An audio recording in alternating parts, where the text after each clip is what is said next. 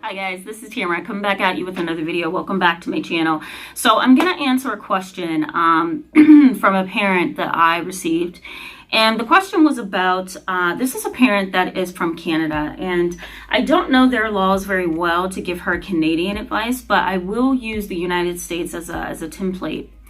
And this might be something that you guys are interested in as well. This is regarding an IEP, an individualized education plan. And basically what that is it's a school-based education plan that is typically given to kids with disabilities, right?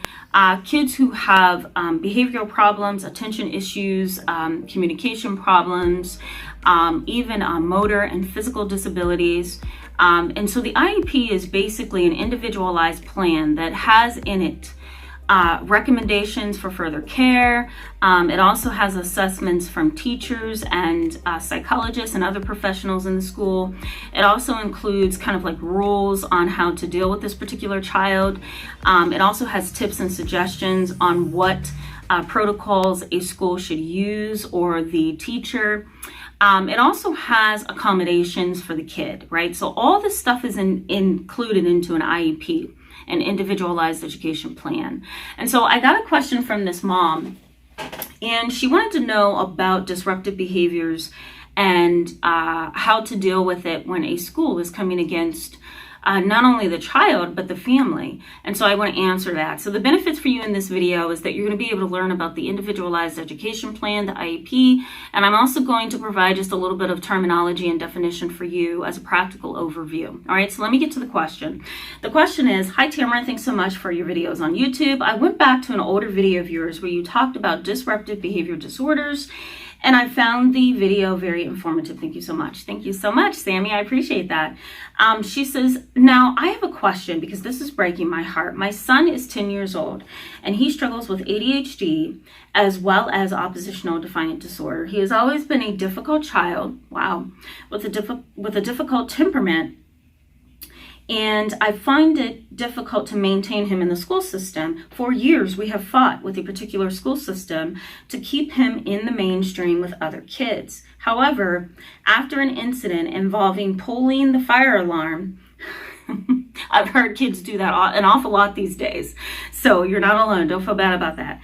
She says, after pulling the fire alarm, we had a meeting where a teacher requested a FBA. An FBA is a functional behavior assessment. And basically teachers can ask that a problematic child or a child with disruptive behaviors be assessed, and also that recommendations be given on how to support this child. And that's called a functional behavior assessment. All right. And I might talk about that at a later time, but just for the purposes of this video, just know that a functional behavior assessment is there to say, here's a problem, here's where the problem occurs, here's how it goes, and then what can we do to stop the behavior. All right, guys.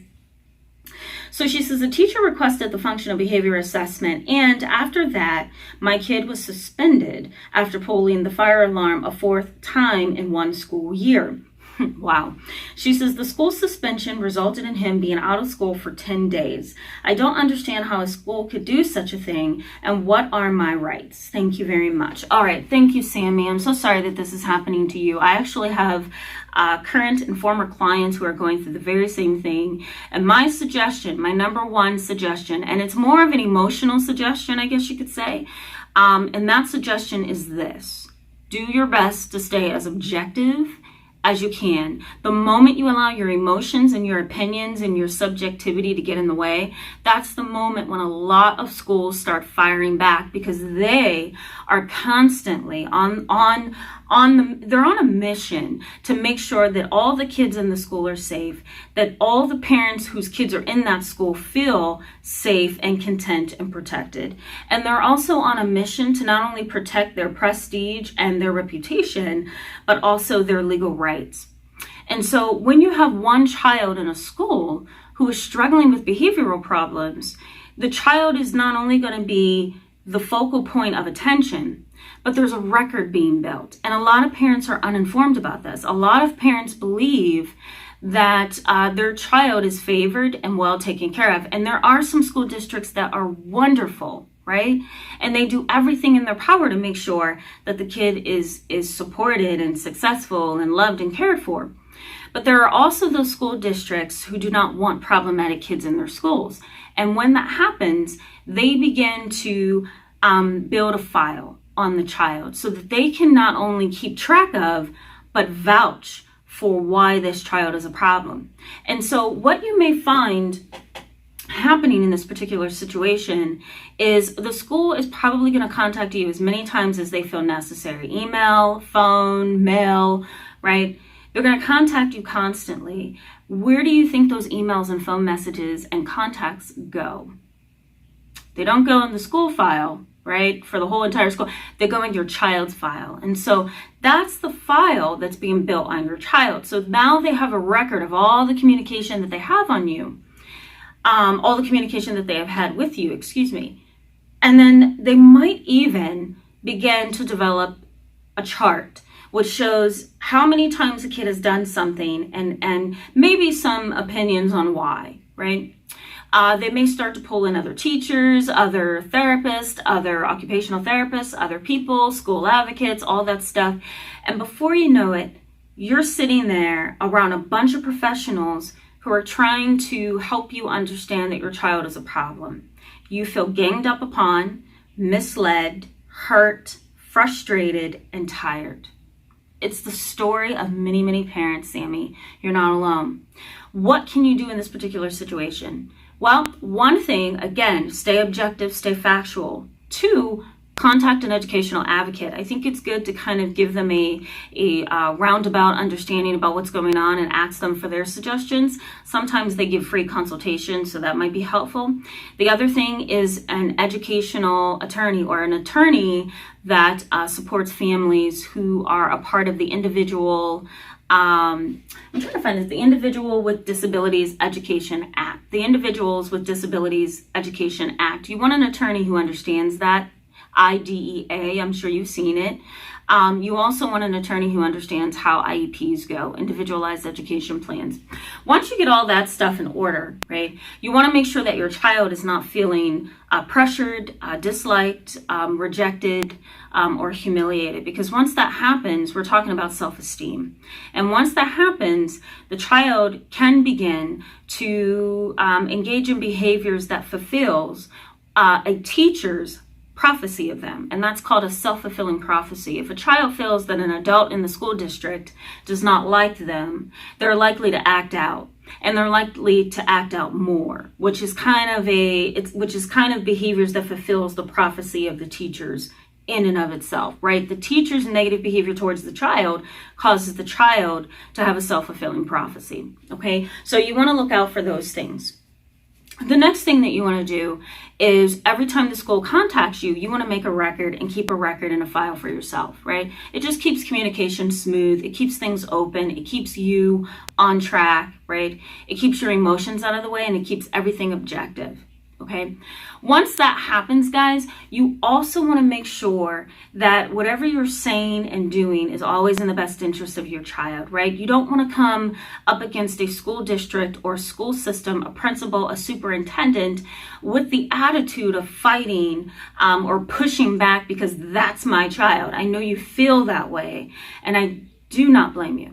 At the same time, it's often best to make sure that you let them know, I love my child and I'm not going to take this. But you also want to help them understand that I'm not just fighting this battle because it's my son. I'm fighting this battle because it's my son, my daughter, and I need something to be done about this, right? You don't want to appear as if you're just fighting the battle because that's your child, right?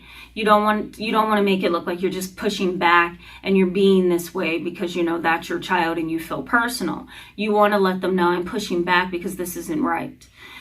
So I think it's important to make sure that you're on the same page with the school, and it's important to make sure that the school is on the same page with you.